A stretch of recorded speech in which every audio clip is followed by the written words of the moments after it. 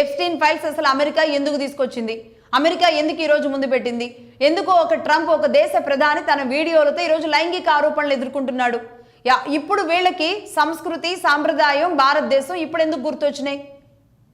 ఇదే America గ్రీన్లాండ్స్ని occupy చేస్తాము అంటూ గ్రీన్లాండ్లోకి మేము మా ఆర్మీని పంపిస్తాము అంటూ దుందుడుకు చర్యలు చేసినప్పుడు ఒక కాన్స్పిరసీ చేస్తూ ఉన్నప్పుడు మరి ఇది కనబడలేదా? అమెరికా చేసే ఈ వికృత క్రీడ మరి కనబడలేదా రాహుల్ గాంధీ గారికి?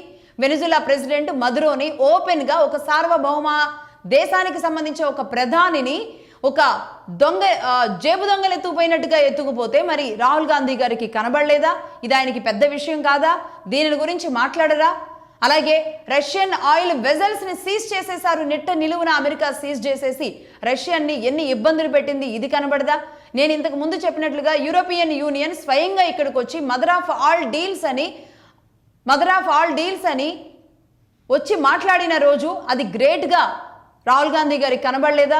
గ్రీన్లాండ్లో యుఎస్కి సంబంధించిన ట్రూప్స్ మొత్తం కూడా వాళ్ళ ఆర్మీ వాళ్ళ బలగాలు వెళ్ళి ఆర్మీ బేస్ చేసుకోవడానికి వాళ్ళు చేస్తున్న కుట్రలు కనబడడం లేదా?